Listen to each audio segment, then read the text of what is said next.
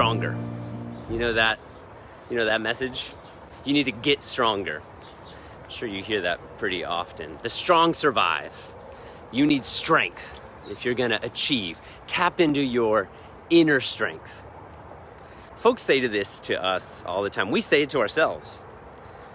But we have a very strange definition of strength in our culture. We equate strength with power, yes, but we equate strength with self-preservation and getting what you want. We equate strength with succeeding. And we're generally taught that strength comes from within. And so culturally, strength is a measure of your character. Strength to do what you want is equated with your value. So if you ask a stranger on the street, it'll be very awkward. Ask a stranger, what is strength? What do you imagine they'll say? It'll probably be something along the lines of strength is the inner force I use to not fail. Strength is what I have to prevent failure. Well, here's some really terrible news. You'll never be strong enough. And the strength that our culture sells is just a snake oil for the ego. We will all fail. And there will come a moment when there is not strength to find inside of our fragile bodies. And we all intuitively know this. But still there's this temptation that's so great, this temptation to keep looking deeper within ourselves for some power, some mythical strength that hopefully comes with a movie soundtrack and like great lighting. The bad news, though, is that you'll never be strong enough. The good news is that is okay. In the spiritual language of prayer, strength is not the harnessed power you use to achieve. Strength is the rescue power that your spirit receives. Strength isn't some inner thing that you discover so that you can win. Strength is the ability to connect to the God who provides power beyond what we can comprehend. And this is a hard thing for us to wrap our minds around. It's a hard thing for us to understand. But Paul, when he talks to the early churches, he assumes that they already understand this. He assumes they understand that strength is a received thing. It's not an innate thing. The Christian assumption is that everything we have, including our strength, is received, and it's not really ours. Paul writes to the Colossians, for example, "We heard of your faith in Christ Jesus and the love which you have for all those that belong to God. Both of these spring from a hope laid for you in heaven." He's saying, we're so glad that you received faith. We're so glad, he writes, that you received the ability to love. That all came from a foundation of hope laid for us in heaven. This is the introduction to the letter to the church living in Colossae. Paul says then, all right, but you need to be awesome. You need to be super knowledgeable about God's will. You need to be spiritually wise. You need to be walking in a way that is worthy of God. You need to be bearing fruit and growing. And all of us Americans are like, yeah, preach, Paul. Paul sounds very, very American here. Do good, do better, be awesome, and always make it look easy. It sounds like that. It sounds like Paul is an American Christian for a little bit, until we get to Paul's underlying assumption about strength. When we get there, Paul writes, receive the strength. Receive strength with all power according to God's glorious might, for the attaining of perseverance, for the attaining of patience, so that we can have perseverance and patience. The word we use, by the way, nowadays is spiritual resilience. Paul is saying you need to be and do and grow in all these amazing ways. But Paul knows, and you know, that you don't have what it takes. So receive the strength. And then you'll have spiritual resilience. And then Paul describes that spiritual resilience being like a Thanksgiving place full of God's light. Paul was beaten and whipped and imprisoned and left for dead and adrift in the ocean, and he was attacked by his friends, and nowhere Paul went was he safe. He knew, and we know, that he did not have what it took to continue on. And so he received the strength. And then he had spiritual resilience. Then he had that place of Thanksgiving light. Receive the strength. How are you receiving the strength?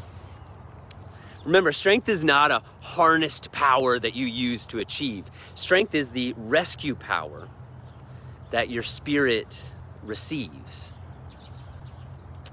It's not this harnessed power. It's a received power. And of course, it's really easy for me to say this. But let me give the warning about receiving strength. It can be a very embarrassing thing to do. I mean, remember that our cultural catechism says you should already have this inner strength. Remember that dominant myth that we're all supposed to have inner superheroes with a movie soundtrack.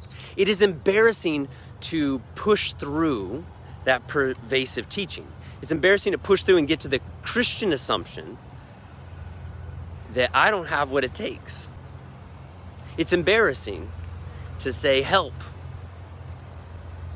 It's embarrassing to be humble and live in a posture of receiving. I mean, how do you receive the strength when everyone is watching you? How do you receive the strength when you're already overwhelmed with stress? How do you receive the strength when you are hurt and offended and abandoned? How do we receive the strength when we don't believe that we deserve any help at all? Here is an imperfect analogy. It's an imperfect analogy, but for me it was very, very visceral.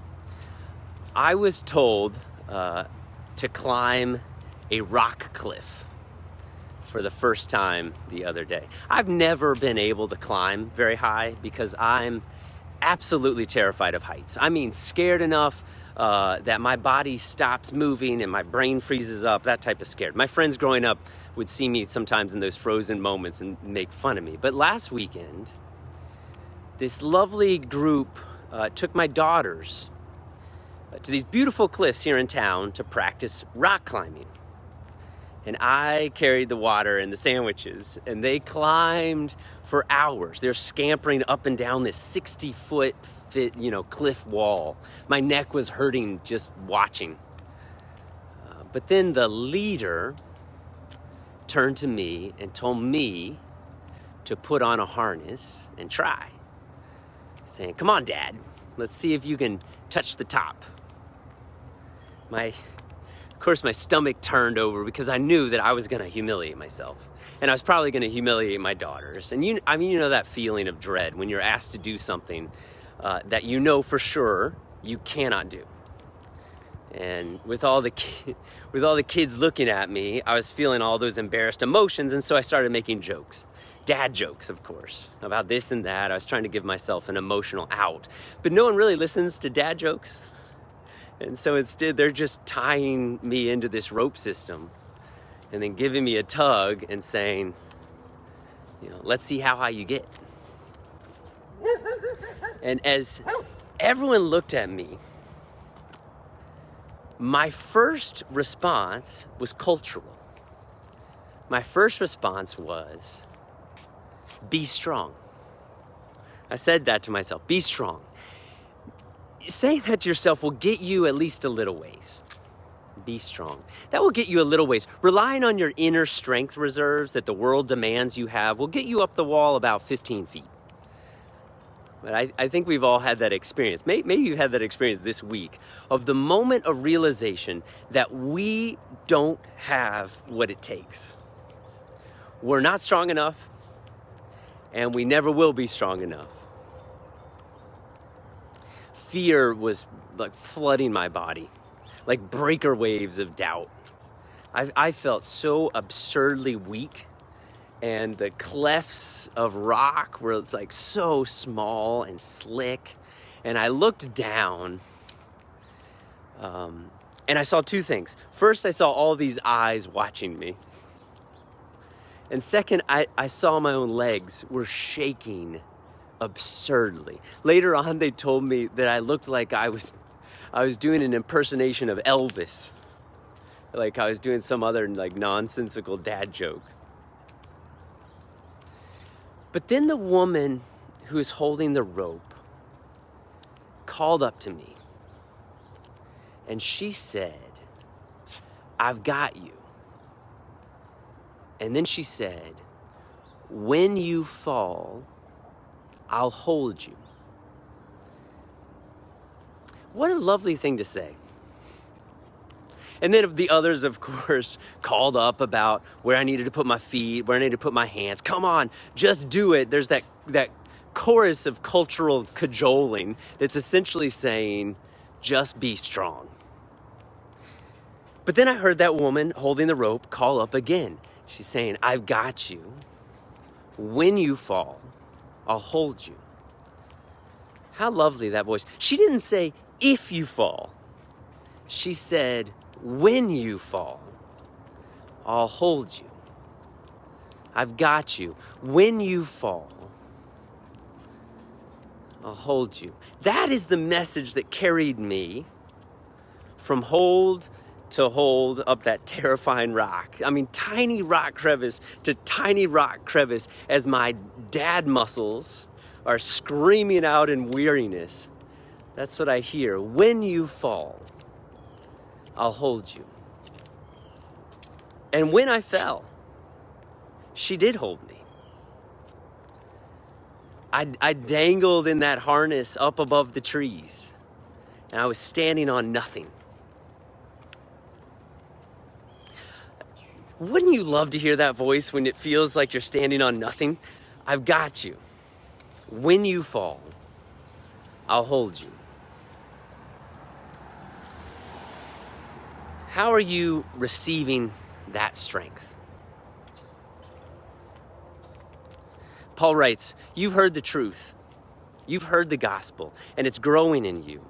And it's growing in the world around you. You've heard that voice, Paul writes. And then he has some Christian assumptions. First, he assumes, right into the Colossians, he assumes their faith lives are going to be super challenging and rough. It is assumed that Christian life is hard life. And he also assumes that they know their established foundation. He talks about this laid out foundation of heavenly hope from which springs forth our faith and our love. Imagine having that foundation to lean back on when there are no footholds. Imagine having that foundation from which springs a continual fountain of faith and love when your body is exhausted. Imagine going back there to that foundation the next time your legs are shaking and your fake strength is gone. Strength is not this harnessed power that you use to achieve, like our culture says. Strength is this rescue power that your spirit receives. I've got you. When you fall, I'll hold you. Now you've got a foothold just up above your left knee. This week, y'all, I went to the dentist, and I had this very unfortunate experience of being scheduled with a new dentist for a first visit, and he began right away by saying, "This will help," and then he proceeded to slather the inside of my mouth with this cold gel, and then he gets up and he leaves, and he says, "I'll be back when that sinks in." I turned to the dental technician there at the side, and she says, "Well, that was a lot."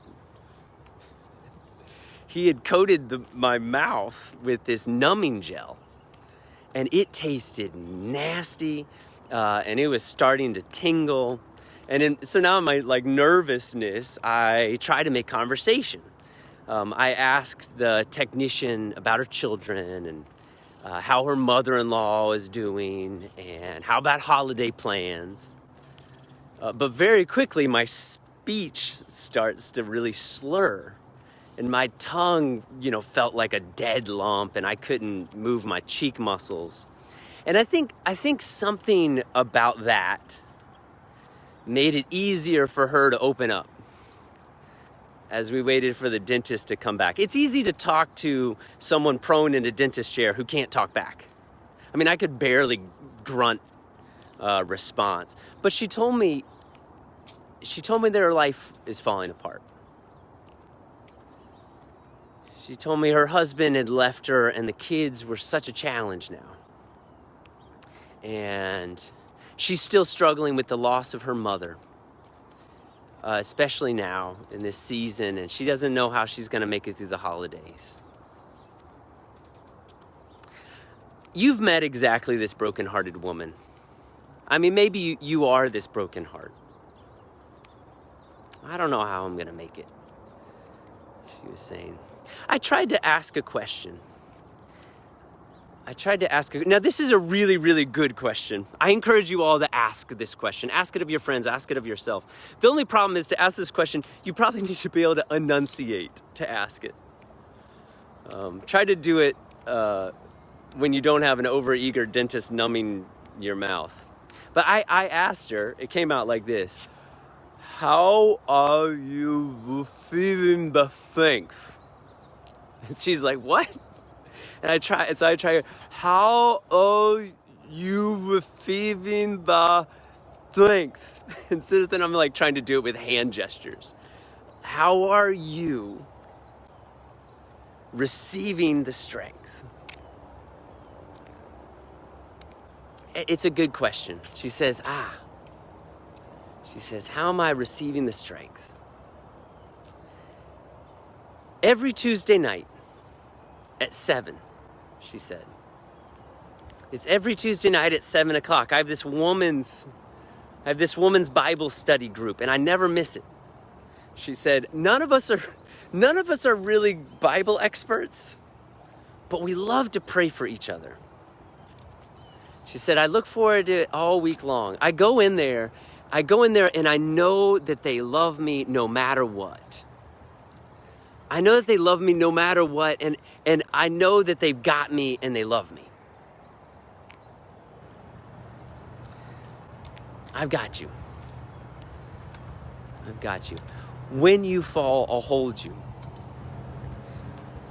Paul says, you've heard that good news. You've heard that good news and it's still growing in you. And then Paul writes, now receive the strength. With all the power of God's glorious might, receive the strength so that you can persevere and have patience. Receive the strength. You'll have spiritual resilience. Receive the strength.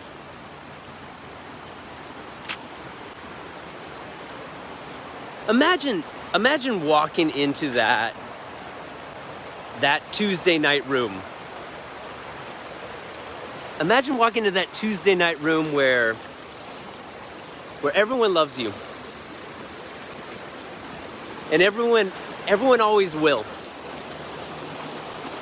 Imagine walking into that Tuesday night room and hearing them call you by name. Or imagine hearing that voice bouncing off the cliff face. I've got you. And when you fall, I'll hold you. And then imagine responding to that voice with an